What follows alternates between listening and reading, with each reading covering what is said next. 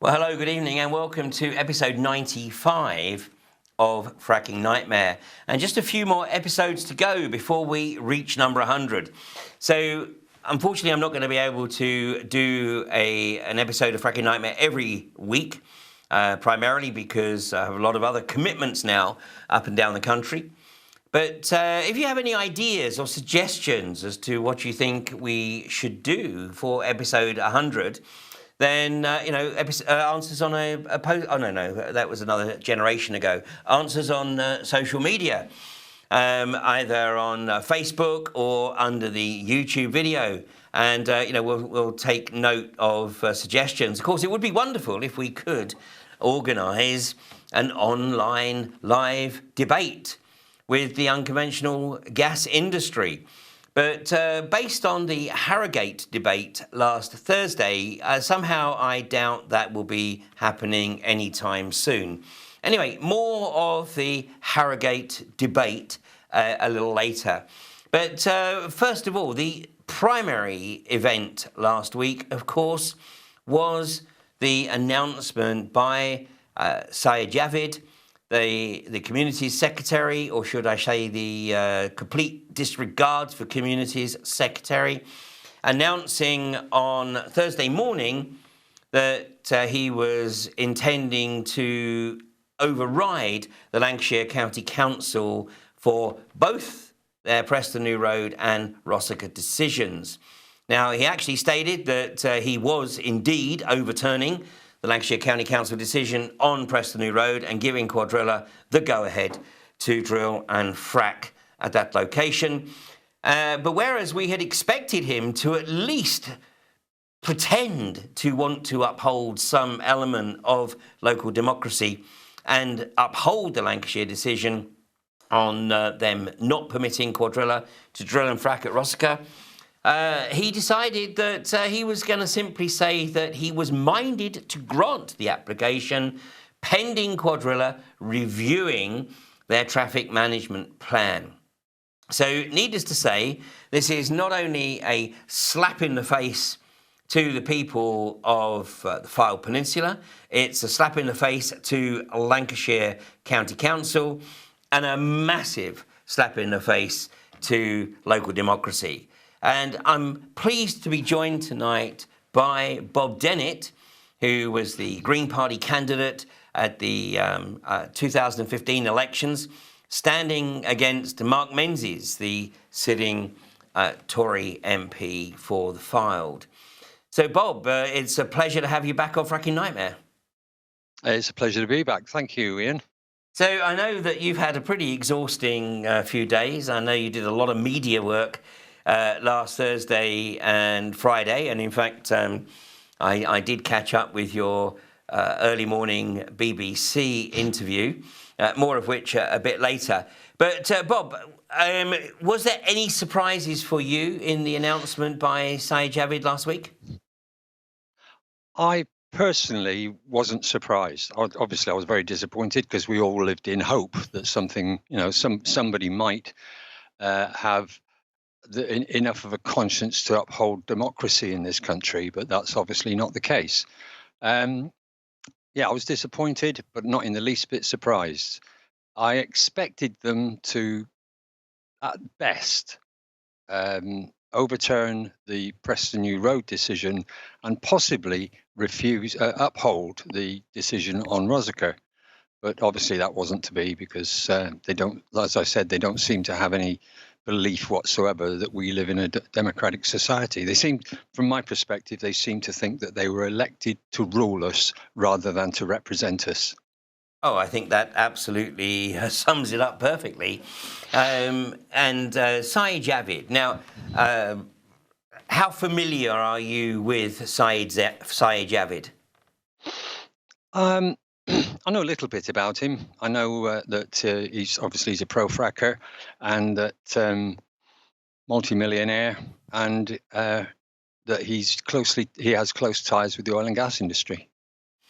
Yeah, in fact, he went on a little junket over to the US. And although, I've already had somebody say to me, oh, yeah, but I checked that out and it was only 4,000 or 5,000 pounds. But it was him and his wife being taken over to the US to present at a conference there. And it's only £5,000. But I got another friend who is starting to actually see the light. She works as a representative to the pharmaceutical industry, and when I shared this observation with her, I said, what's your thoughts on the reaction to somebody who says, well, it was only £5,000, it's probably not enough to influence the decision. She said, you would be amazed, even giving somebody a cup or a pen can actually influence their decision. So when it comes down to £4,000 or £5,000 and a sort of week away with your spouse, all expenses paid in a really nice hotel, it's not beyond the realms of possibility that that might actually sort of stick in his head. So on that basis, I mean, would it be your view that he's actually a fit person to make this kind of decision? Absolutely not. You said it's only £4,000 to £5,000 this time. £4,000 to £5,000. Well, my dad used to have an expression. He always used to tell me, if you see a penny on the ground, you pick it up because pennies make pounds. So my point is, on this occasion, he got a gift worth £4,000 to £5,000. How much has it been before? How many other gifts has he had? And how many times in the future will he take gifts? And how much will the value of those gifts climb, particularly when he steps out of Parliament? Now that's an extremely good point, of course, because Tony Blair's dirty money is now a matter of public record. David Cameron, of course, really can't get out of Parliament quick enough so that he can start raking in the the mega fees. And what some people don't realise is that some of these mega fees are simply paid as payment in lieu of the payment at the time they were in office. So, promises are made that when they come out of office, they will be very well taken care of. And when you see some of these speaking engagements where they are literally receiving, stupid money. I mean, I'm not just talking 100,000. I mean, at one event, Tony Blair was paid $1.5 million, to deliver a 40-minute speech. He's not getting 1.5 million to deliver a 40-minute speech. That's how it's actually covered. What he's actually getting is effectively deferred income, deferred salary, because they couldn't pay it to him while he was in office. So he makes a decision that benefits that particular corporation, and then 5, 6, 10 years, whatever down the road, they honour that agreement by giving him a speaking engagement where he picks up 1.5 million. And Saeed Javid, who is a Rochdale boy. I mean, can you believe this? He was actually born and raised in Rochdale. I was asking the question earlier, is Rochdale part of Greater Manchester now, or is it Lancashire? It's Lancashire. It's Lancashire. So not only have you been shafted by a Tory politician, you've been shafted by a Tory politician who uses his Rochdale roots, his Lancashire roots, when it suits him. When it suits him to do so. Now, he actually moved to Bristol with his family, I think, in his early teens, and then went off to university to study a degree in politics and economics, became a merchant banker, and had a very rapid rise to fame. and was actually a managing director within Deutsche Bank at the time that he stood for election in 2010. And it's estimated that his salary at that time was around about $3 million. And his age at that time, he was 41. And so, 20-year career in banking. Obviously, for those who are aware of the current financial situation, they will know very well that the global economy is literally hanging by a thread. And that thread is Deutsche Bank. Knowing Deutsche Bank is on the brink of absolute collapse. So, did Sajid Javid leave a sinking ship? Was he aware of it, or was he so important that they couldn't do without him and they've gone into collapse? But here is a guy who has zero experience in the oil and gas industry. His history is all in terms of investment. I think it might be argued that he had some exposure to oil and gas when he worked in South America. But, exposure to the oil and gas industry in South America and in Europe is chalk and cheese. So here is a guy who has no background, no experience in anything like this, and he makes one of the most fundamental decisions that has ever been taken within British politics, because primarily it's going against 97% of the population. So what's your thoughts there, Bob? While you were talking about him and all his connections and this and that and the other, I had a song came into my head from the 60s, Sandy Shaw, Puppet on a String. Oh, absolutely. Javid, well, he's a whore. He sells his services for whatever he can get. And he has to be, because he's taking money from the oil and gas industry. We know that.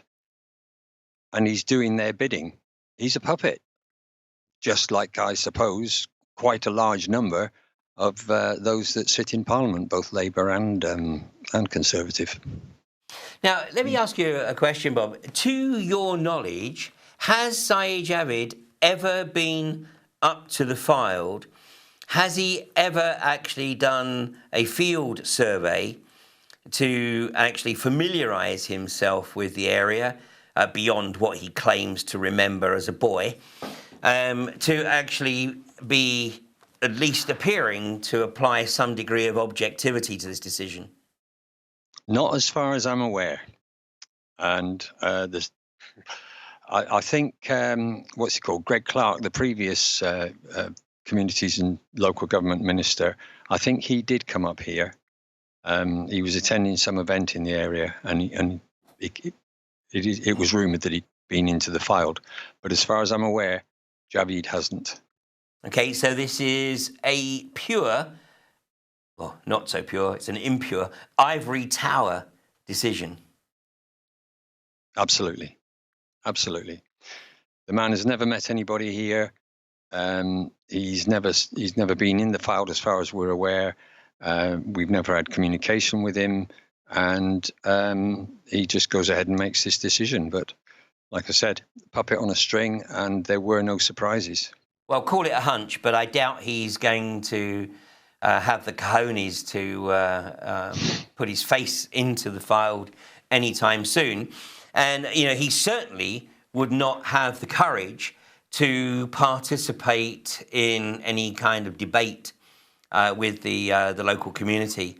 I doubt very much he'll actually want to be seen to be sitting down, with Quadrilla or anybody else in the industry for that matter, because I'm fairly sure that there are hundreds of people on the Fylde who could literally rip into this decision and just leave him stuck, looking like a proverbial deer in the headlights. And, by the way, his track record is not that great. For me, everything, I had never really come across this guy until probably about a month ago when I started to take a look at, the background.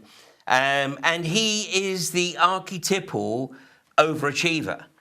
You know, I mean, he was apparently the youngest in his merchant bank. He was the youngest managing director at age 25. You know, he's very brash, very arrogant, very sure of himself.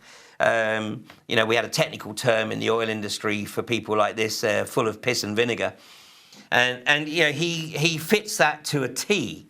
And when he's put under scrutiny, he doesn't respond well. Here's a picture of him deer in the headlights in a BBC interview a while ago, where he was trying to defend the Tories' previous government's record on NHS and on dealing with the national deficit. And fish out of water. I mean, the guy was so far out of his depth, it was embarrassing. You know, and one wonders with a guy like this, if he's actually set up to handle or not handle interviews like this, to actually bring him down a peg or two. But, you know, my sense is that this guy has such a level of arrogance that, you know, he'd still walk away from it. A bit like my two opponents in the debate last Thursday. You know, they'll walk away claiming that, you know, they won it hands down. And I'm sure Javid would do much the same. He was also mauled, literally, over his handling of Tata Steel and Tata Steel's announcement that it was planning to withdraw from the UK. And in fact, he was actually caught telling little porkies, how should we say, he had a rather casual relationship with the truth.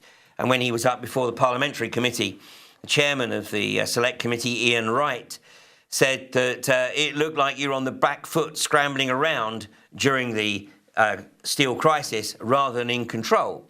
And again, it's the classic, you know, reaction of the overachiever who, in their own mind, is convinced that you know, they can do no wrong, they're always right. And this looks to be another situation like that. And I'm sure it. You know, I'm sure. I think that there's a good possibility that this guy is going to do everything he possibly can to avoid sitting in front of any interviewer over this decision. I mean, I'm not aware of him having done that since last Thursday morning. Are you, Bob? Not as far as I'm aware. Well, you know, if anybody does actually catch Sajid Javid being held to account by a competent interviewer. There's not too many of them on the mainstream, unfortunately. Most of them, you know, are somewhat sympathetic, as it were, to the unconventional gas industry and certainly to ministers because they like to curry favour. But if anybody does see an interview of Sajid Javid trying to justify or defend this action, then, you know, please do punch it out on social media. Now, Bob, what has the reaction been in the field? I mean, I know that obviously there was a massive outpouring on social media, and you had a big event in Preston New Road on Saturday, which I think, by the way, coincided with the day that the 2-year injunction on the area expired. That was put on by Justice Hodge after the Reclaim the Power invasion of the field a couple of years ago. But what is the general mood of the local population? It's a bit mixed. Excuse me. Some people are, notably, the people that live closest, they are obviously devastated.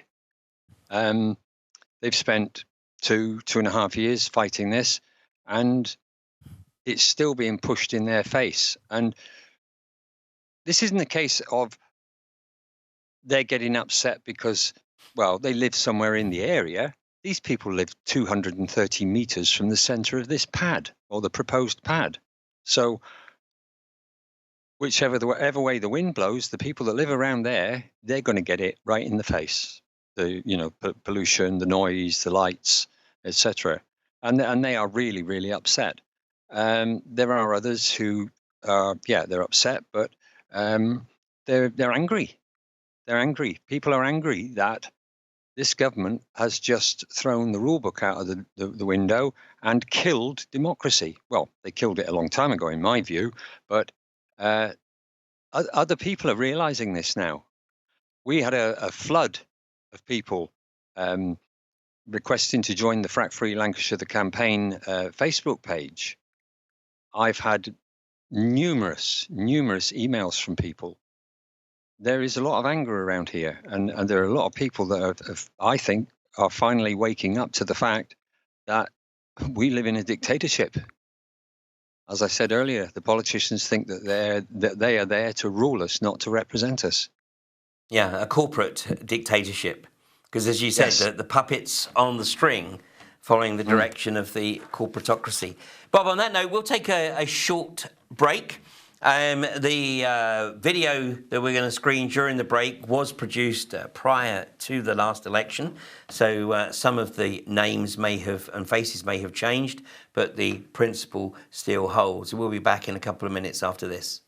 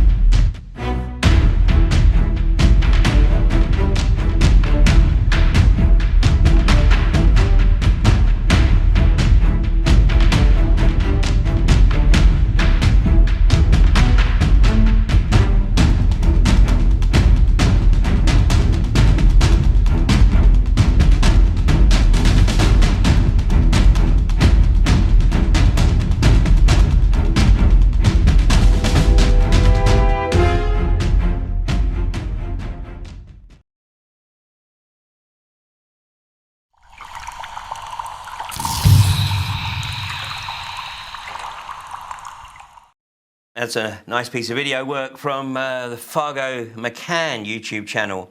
Now, one of our challenges is literally to get the word out to people that still haven't heard about fracking or unconventional gas exploitation.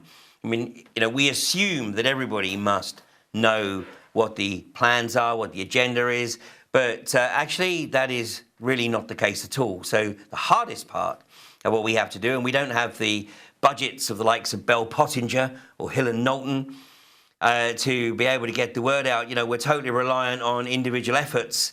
So anything that you can do in terms of sharing other videos, and the same with Fracking Nightmare, episodes of Fracking Nightmare, please feel free to download them and put them on your own YouTube channels. Anything to help get the word out there. And the same with my documentary, Voices from the Gas Fields. Feel free to download it from my YouTube channel and re-upload it onto yours.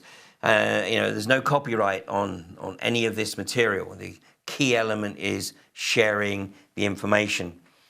So back to tonight, I'm joined tonight by Bob Dennett from the Fylde Peninsula. Bob stood as the Green Party candidate in the last elections.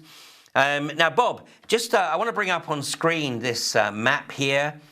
This is from the Frack Off website. This is their interactive map.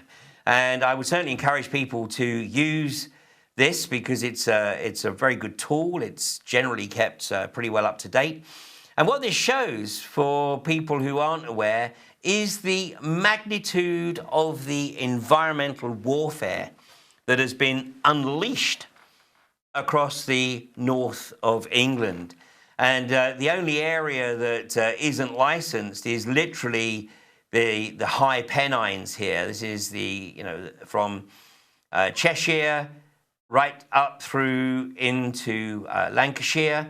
And from here, right from the East Midlands right up through Nottinghamshire, Derbyshire, Lincolnshire, and right up through all of the ridings of Yorkshire and up into towards Northumberland. So this is literally environmental warfare. And to think that Sajid, Javid, if we get a bit closer here, down to the detail, then Rochdale is right here. So this is the place of birth of the man that has effectively condemned at this point the north of the UK to environmental devastation, because that's what it will be. Now, Bob, I am often accused of scaremongering, despite the fact that, of course, I always encourage people to do their own research. I'm more than happy to point people in the right direction. And, of course, the people that I've had on Fracking Nightmare over the years, the likes of Vera Scroggins from Pennsylvania and Rebecca LeBlanc from Texas, the monks from southern Queensland, Helen Bender from Chinchilla, the lady whose name escapes me for a second from California, talking about the horrendous gas leaks that they've experienced in the northern suburbs of LA, and I've got more people lined up through 2017 to talk about the increasing experiences that people have as a result of finding themselves living in close proximity. So what's your response, Bob, to the people who say, oh, yeah, but you're just scaremongering? Well, we all get that, particularly from Francis Egan. No, we're not scaremongering. We're telling the truth. The truth is the only weapon we have. And we can substantiate with peer-reviewed evidence from the USA and other countries. In fact, I took part in something that was being created by an academic up here, and we recently went to the launch of that a few weeks ago, and we had a link with Tony Ingraffia, a live link with Tony Ingraffia. And he said that there are 888 peer-reviewed papers out in the ether that condemn fracking, that criticize fracking in a variety of ways on health grounds, environmental grounds, legal grounds, financial grounds, etc. So the industry are still saying that there are no papers out there, that there are no credible papers out there that can criticize fracking. Just about everything that comes out of Francis Egan's mouth is bending the truth. I watched his interview on the BBC the other day, and on Thursday, and he said that only a minority of the people in Lancashire are opposing fracking. Well, he obviously hasn't read the DEC report, has he? Because they're saying that there is still a large proportion of the population who know nothing, but when they do their own research and become educated, the trend is for them to be in opposition to fracking. But then the industry can't suddenly start telling us the truth, can they? They've been lying to us for years. They are not going to tell the truth. That's why they won't come and have a debate with us. It's why Javid won't come and talk to us. He's probably never done his research. He's probably still listening to all the BS that's coming from the PR companies. And he won't get involved in researching fracking, because then he could be pulled up on it, because he will then know what it's all about, and he will know that we are telling the truth. That's all we've got. Well, maybe. I mean, obviously his diary is published, and I think he certainly needs to be challenged at every given opportunity, because, like you said, I don't think the guy could answer the first question that was put to him by anyone who has done even a modicum of research on this. And just to put in perspective, I showed this in Humanity versus Insanity earlier tonight. This is from the Daily Mirror. Should fracking be allowed in the UK? The arguments for and against. This was an article that the Mirror ran, I think 4 days ago. So I think the article appeared on Friday in the wake of the announcement. So this is the poll as of this afternoon. So this was standing at 96% say no, fracking should not be allowed in the UK, and only 4% say yes. Now, obviously, the Mirror is a slightly different demographic to some of the other polls that run, but I showed the results last week, and in every case, whether it's the Sun, whether it's the Independent, whether it's the Guardian, whether it's the Telegraph, whether it's the Yorkshire Post, whether it's just a local paper, whether it's the community poll in Misson, in Nottinghamshire, that's being targeted by iGas, in every single case, the poll is in the region of 90% against and a remainder for. Now, inevitably, you're always going to get a few people who think something is a good idea and it's worth the risk, until, of course, it actually manifests in their back garden. And, John Jenkins in Voices from the Gasfields, he makes it very clear. He said, we thought it was a good idea. We had a bad mortgage. We thought we might get a couple of wells on our property and, start to get a little bit of income from them. And then he said, but then they came, out of the trees. And then we started to get the smells, we started to, get the headaches, we started to get the nosebleeds, we started to get the breathing difficulties. We had to put our son into a gas mask to get a decent night's sleep. And, that's when the realization starts to hit home with the other 10%. So in the UK, because we've got the benefit of the research and the experiences of people throughout the US, throughout particularly Queensland in Australia, and we're hearing the same rhetoric, exactly the same rhetoric that the industry presented to those communities, when they first started to roll the trucks into town. And what is it that makes, British politicians or British engineers so arrogant that they can simply dismiss the experiences in these other places and say, oh yeah, but that's not the UK? What is it? I don't know. I read a report on Facebook about a senior geologist that used to work for INEOS had written a report and said that the geology in the UK is wholly unsuitable for shale gas extraction. And this is someone that used to work for INEOS. I mean, and INEOS themselves are saying they're bringing shale gas into the country now. The whole thing's insane. And some of us are exasperated. Some of us are, as I was saying just now, upset. And a lot of people are angry, really, really angry. About the whole situation. I recall the INEOS report, or the report from the geologist, and initially he certainly said that, in his opinion, the Fylde was unsuitable, and then I think he expanded on that and said yes, and indeed the rest of the UK, because the country is so heavily faulted. But the bottom line is that with these people who are convinced that everything's going to be okay. I mean, as I said at the Harrogate debate, these people live in a different reality to me, because in their version of reality, the issues that we see for ourselves in the US, in Canada, in Australia, they don't exist. In their reality, these problems do not exist.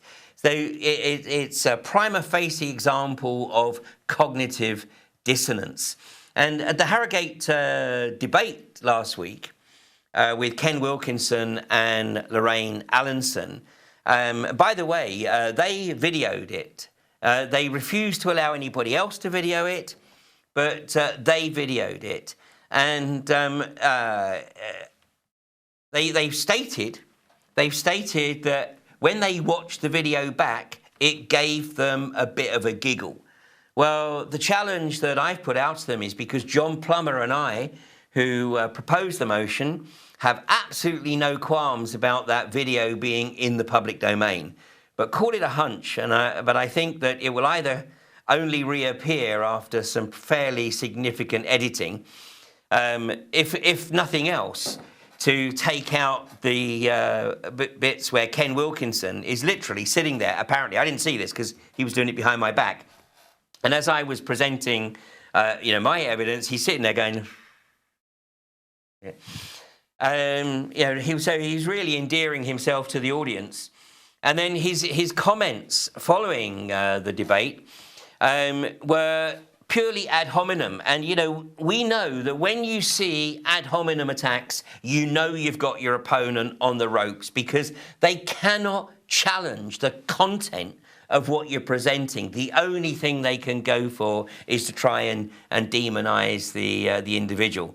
And, it's a bit rich for the likes of Lorraine Allenson to challenge my oil field experience or my oil field knowledge when, she, by her own admission, has absolutely zip.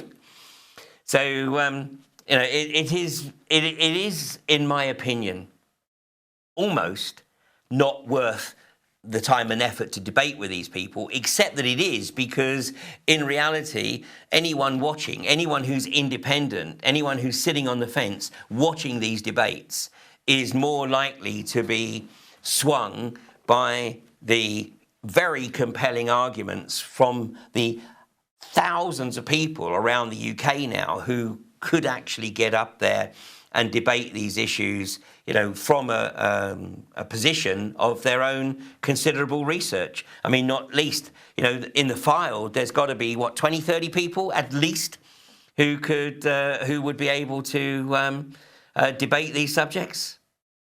Absolutely, yes.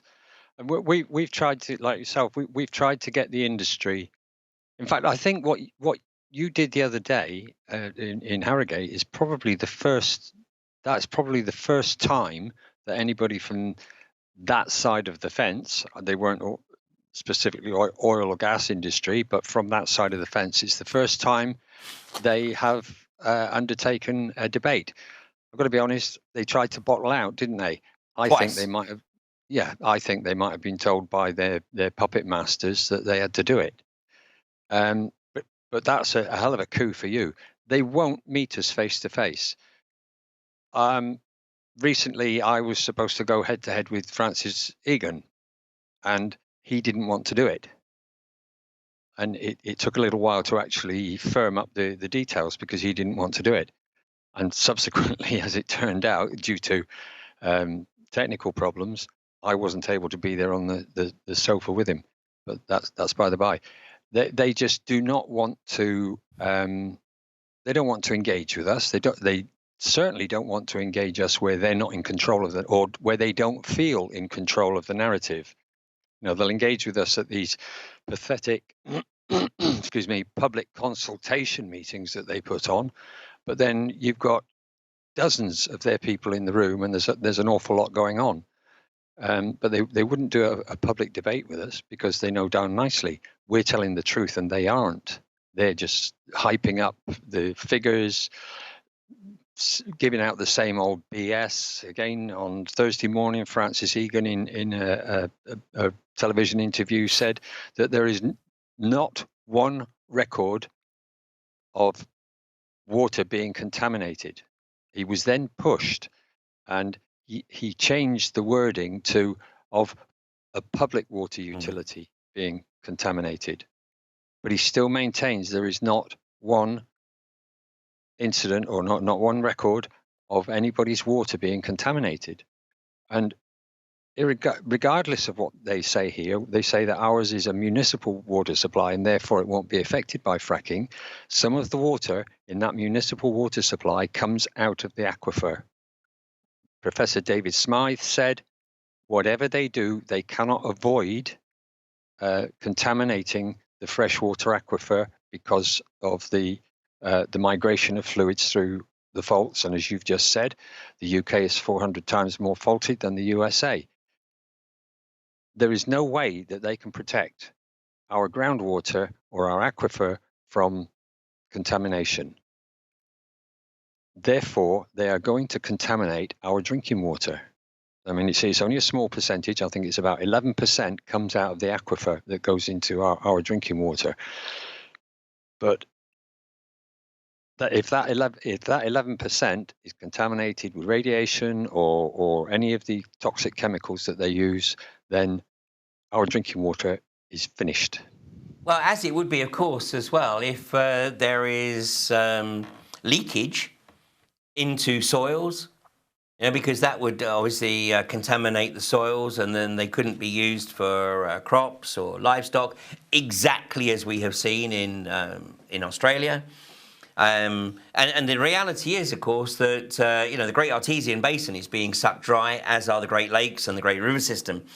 But in this country, we're totally reliant on the natural weather cycle for the replenishment of our water supplies.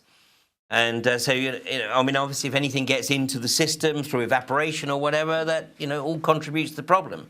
But, the likes of Francis Egan and co, when these people are actually reframing themselves, what they're doing is, because of the constant repetition, they've reached the point where in their own minds, they are no longer lying. Because they have created an alternate reality for themselves. And, they will never put themselves in a situation where they will go out and visit, say, the Monks or the Bender Farm or the Jenkins, or go out with Vera Scroggins and be introduced to the people, who have had their water supplies contaminated, who had their land contaminated. They won't do that, because obviously if they do that, then they literally have to go into total denial, or actually start acknowledging that they've been lying. I absolutely agree with this. My thoughts have been the same for a long time. I have quite often commented that I think Egan is spouting this rubbish. Certainly, the politicians are, because they've come to believe it after. I mean, it's the same words every time. Every time they come on their interview, they use the same phrases. Egan does. You can predict what Francis Egan is going to say almost to the word in any interview that takes place, except if the interviewer interrupts him and gives him a specific question that he needs to answer. But it's still all the same answers. He's recently added to his repertoire that we're actually importing shale gas into the UK at this very moment. He's obviously referring to INEOS's Dragon ships. Well, the statement from INEOS that I read said that they were importing ethane. It may come from shale gas, but it's not shale gas. So that's correct. It's ethane purely for their feedstock, for their chemical processing plants. Absolutely. So, the only user for that, ostensible primary user for that, is effectively INEOS. Yeah, so so we're going to take a short break, very short break, and we're going to look at another piece of video from Fargo McCann. And coming up towards the end of this month is going to be a week of action against Barclays Bank, in an attempt to raise awareness that Barclays Bank are the 97% owner of Third Energy, who do have permission to frack their existing well at Kirby Misperton, KM8. So although there's a judicial review still to be heard there is a distinct possibility that the well at Kirby Misperton will actually be the first well to be targeted by the unconventional gas industry in this country, either in late 2016 or early 2017. But we'll also take a look at what happened on the stock prices following the Sajid Javid announcement that he doesn't really give a damn about the north of England, and particularly not his county of birth, Lancashire. So we'll take a short break, and Bob and I will be back with you after this.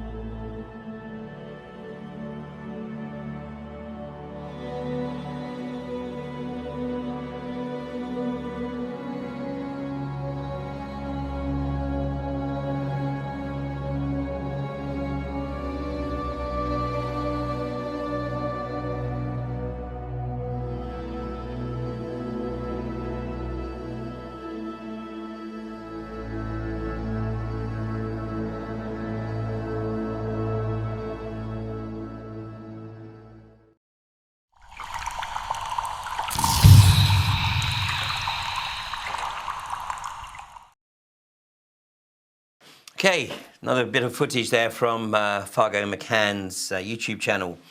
Now, I said we'd look at the stock prices and the price of oil in the aftermath of last Thursday's announcement by Sajid Javid.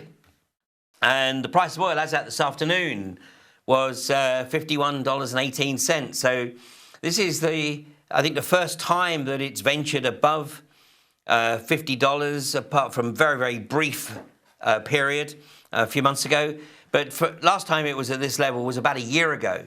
And this is now down to OPEC actually trying to find the point of balance, the point at which they can actually get maximum market share, but without the price rising to the level where the unconventional gas and unconventional oil industry actually has any motivation to start any new drilling. And although some of the unconventional gas and oil producers in the US have said that, a price of $40 is okay for them because they've managed to get their expenses right down, what tends to get cut is expenditure on health, safety, and maintenance. And so that tends to put the operation and the environment at even greater risk.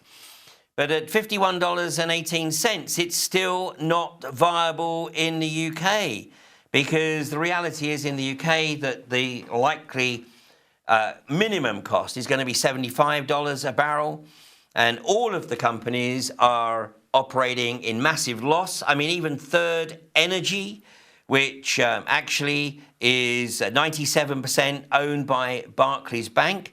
But here we go, Third Energy actually has a current net worth of minus 46.8 million. Now, who do they owe that to? They owe that to the parent company, of course, which is based offshore. So this just shows the lie that's put forward when Theresa May and whomever else talks about profits being shared with local communities.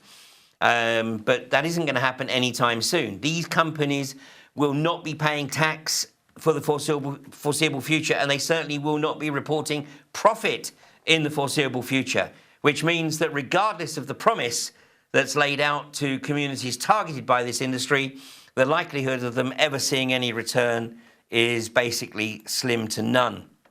So now what happened with AJ Lucas? AJ Lucas is a 40% partner or owner of Quadrilla. Although the bulk of the ownership is with Riverstone, AJ Lucas have this partnership with them, and despite the announcement, the stock really didn't do very much. Here we go, sort of short burst there on Friday morning with the announcement, but then it very quickly settled back down to the current level of around about 39.5 cents, Australian cents. So this is barely 20p per stock. And iGas, we'll talk about iGas in a second, because they've had an application to start drilling and potentially flow testing a well at Misson Springs in Nottinghamshire, and the application has been deferred by the local planning committee. More of that in a second. But the iGas stock price, I mean, you can see that it literally took a little bit of a boost, if you like, on Friday morning. Not much of one, not even reaching 14 pence per share. Of course, this is just not even 10% of where it was a little over, just under 3 years ago. So iGas stock was trading this afternoon at 13.62 pence. And there you are, you see that it's a long way short of where it was in January 2013. Now, what's interesting about the situation in Nottingham is that the planning committee meeting last week came to a very abrupt halt after it became clear that the local community group had uncovered a covenant on the site restricting noise in particular from the site having any impact on the area of special scientific interest that is very close to the well site there. And although both IGAS and Nottinghamshire planning officers decided that this covenant was really of not any great significance and could simply be disregarded, Friends of the Earth stepped in to lend some legal counsel, and Friends of the Earth sent a letter to the planning committee and to the planning officer last week, advising them that if they proceeded with their discussions and actually awarded IGAS permission to drill and frack at Misson, then they may well be granting IGAS permission to act unlawfully, i.e. in breach of the covenant. So the chairman took a recess and 1 hour later announced that the meeting would be adjourned until I think November the 15th, so another 5 weeks or so that the council could take the appropriate legal counsel. Now, this is a very important point because it was the local community group that uncovered the covenant, and this is a classic example of why it is so important to establish community groups in as many communities around the country, and particularly those being targeted by the unconventional gas industry, as is possible, because nobody knows the area better than those who live there.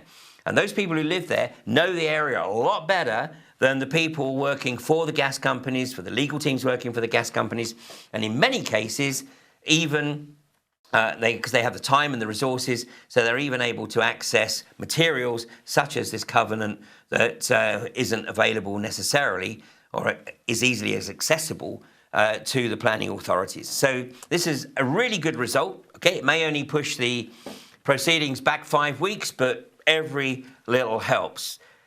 What's your comments on that, Bob? Well, I'd like to congratulate the people down in Nottingham for their diligence and for pulling this out the hat. They've possibly delayed, as you've just said, by another 5 weeks. And every single time we do this, it's costing them money. I was interested in the figures you were showing just now. I was unaware of those particular figures, but it seems to be a trend it is a trend within the industry. I did some research into Quadrilla recently, and they've got a negative net worth of, this is the whole group of companies, a negative net worth of approximately 40 million. It seems to be a trend. Oh, absolutely, Bob. I can just share that with you. I mean, Rathlin Energy, their negative net worth is 25.1 million. And for IGAS, their net debt is running at 83.5 million. So yes, you're absolutely right. I mean, this is standard operating procedure for these companies to build up as big a debt as possible to their offshore parents so that they can minimize their tax liability and also, of course, avoid actually reporting profit. Yeah. Well, I think the people in Nottingham have done a sterling piece of work. And you mentioned judicial review in Yorkshire earlier on. There are plans afoot to get a judicial review on Sajid Javid's decision. So again, that's going to delay them. And every time we delay these people, we take another little nip out of their false capital. And pennies make pounds. Quadrilla are only admitting to having spent £200 million, but they haven't had a single cubic foot of gas. And the same applies to Rathlin. All right, IGAS is probably a bit different, but it's certainly the same applies to Rathlin. And every time we stop these people, we cost them money. Oh, absolutely, absolutely, and investors. Well, basically, I mean, the only investors who put in money into this are mug punters, who follow the Del Boy philosophy of this time next year we'll be millionaires, because they believe the BS that's being pumped out by the likes of Francis Egan and Sanderson and Stephen E. Bowler. David Lenegas is still hovering out there in the background, although he's not on the board of UCOG anymore. He still maintains an interest. But yeah, and once again, the local community, and like you say, I mean, the people in Nottingham did an outstanding job, and I think it's a shining example as to why it's so important for the local communities to really take the lead role in the opposition. And of course, they have to be opposed at every single stage, every single part of the process. Now, one thing that we do want to mention before we come to the end of the programme is Rylands versus Fletcher. And this is, I think, a 19th century piece of legislation.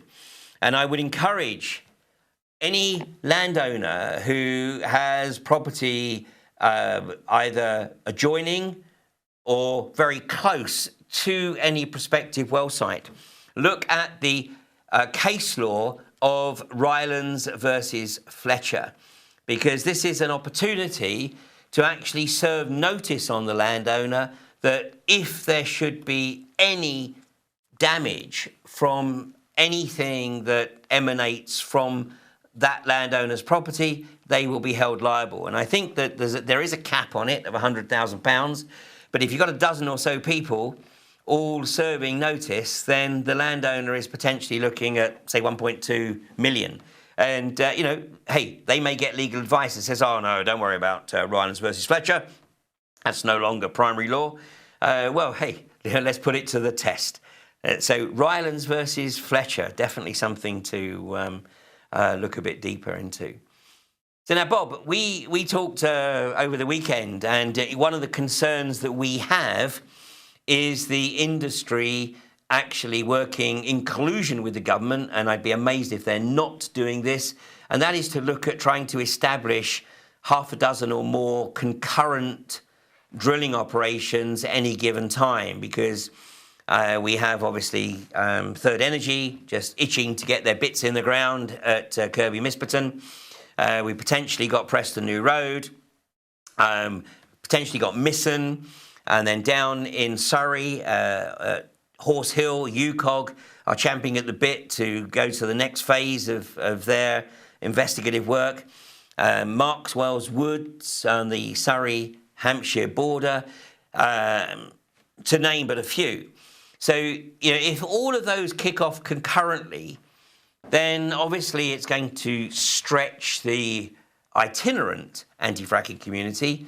So the onus is going to come very much down to the local community. And, sadly, it is my perception, and I know I've said this a number of times, and I hope people take heed, but, I'm looking at this from a very similar perspective to that of those in the industry. I have access to almost the same sort of data that's out there on social media, and obviously Yorkshire and Lancashire in particular are very well organised. Nottinghamshire, I think, too. But, there are places, not least North Lincolnshire and, would you believe, Surrey, where it's almost open doors. The local communities, there are a few people in those communities who get it, who understand what they're being threatened with, but they're having real difficulty in actually getting traction across the wider community. So what would your counsel be to people in those areas, Bob? To the anti-fracking groups in those areas? Well, primarily to the people in Surrey and Lincolnshire who are really struggling to get traction, to get ahead of steam, to establish any kind of real, forceful anti-fracking community. We here in Lancashire, we held public meetings. We held street stalls, stunts, events to bring this to people's attention. We fostered relationships with the local press, which in the early days, they always reported in favour of the industry because the industry were paying them a fortune in advertising fees. But they eventually started to publish what we were saying and what we were writing about and talking about. It's persistence, but time is running out. Time is running out for everybody. If we don't stop this roller coaster, it's going to cause an immense amount of damage. And we're not talking, I mean, they use the term collateral damage, don't they? We're not talking about something that's short term here. We're talking about damage that's going to be done, that will be done, that is going to take years to reach its full impact. In some cases, there will be children that have been conceived during the early days of this that won't begin to suffer from the effects of it until they're probably adults or maybe even into their middle ages. The long-term effects of what these people are planning to do is unbelievable. It's just it doesn't bear thinking about. We're not talking about a 5 to 10 year inconvenience here. We're Now, talking about Francis Egan people's has lives. stated categorically that the Boland, and I quote, is a 40 to 50 year play. And of course, There you go. we knew that because the leases that Rathlin Energy had with their landowners in East Yorkshire were options on up to 50 years. But Francis Egan spelled it out in an interview at the weekend. He said the Boland offers plays for 40 to 50 years. So anybody who is under the illusion that this is any kind of transition is unfortunately, not watching what's going on. So yeah, this has to be stopped. Francis Egan said in a radio interview on 19th, I think it was the 19th of August 2014. I was head to head with him, but he wasn't in the studio. He said, and I quote, "You need to understand the scale of this. This will be the largest gas field in the whole of Europe." And he was referring to Lancashire. And as most of the available land is in the Fylde, and that's where the sweet spot is, which is why they're here now, the majority of those wells are going to be in the Fylde. So to the people of the Fylde who aren't aware of this information that might be watching tonight, please wake up. These people are going to destroy your environment and your health. To the people in Sussex and other parts of the country where they're struggling to gain traction with anti-fracking groups, please do your research. This is a very, very, very long-term negative impact. This will go on for generations. The negative effects of this will go on for generations. A lot of these chemicals that they use don't just affect your skin, give you cancer, etc. They affect your genetics, and they can affect future reproduction down the line. And that's what I mean when I say this is going to affect generations and generations of people if this is allowed to go ahead.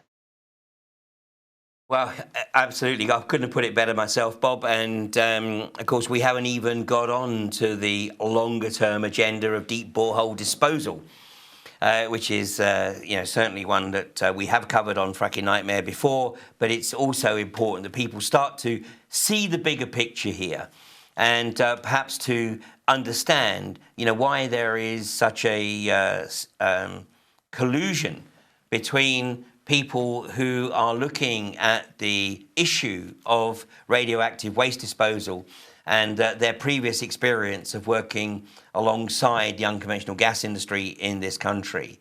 Now, I'm actually going to be back in Lancashire this week, and next Sunday afternoon I will be at the Calder in Accrington. This is an event that's being organised by the East Lancashire group, Keep East Lancs Frack Free. This is a beautiful part of the country. During the summer, I took the opportunity to cycle the length of the Liverpool-Leeds Canal and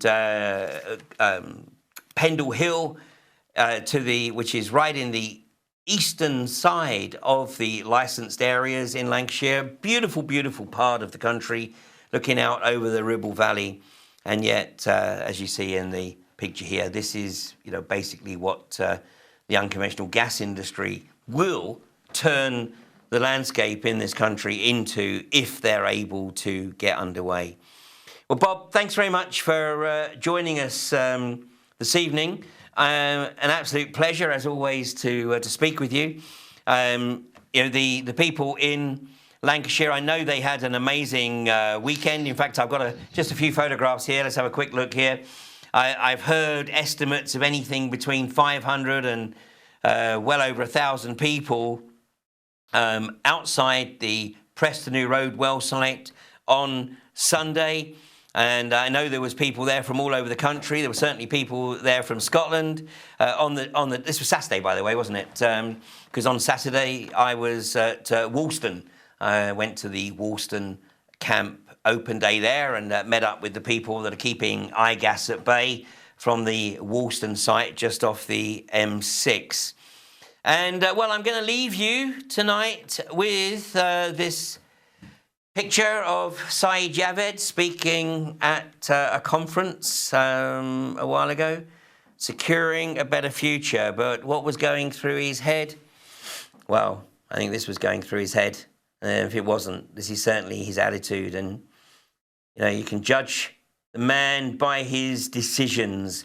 And bottom line here is he has no time for the people of Lancashire.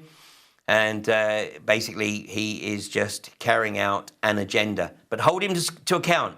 Get him under scrutiny. And if the people in his constituency of Bromsgrove want to make a direct contribution to the anti-fracking campaign in this country, then get on Sajid Javid's case immediately.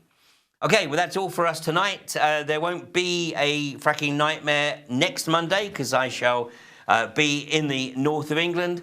So back in 2 weeks on the 24th of October. So catch you then. Thanks very much. Thank you to my guest, Bob Dennett.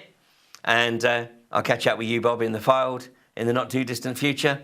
Meanwhile, take care and let's make sure that the mother frackers never get their bits in the ground again in the UK.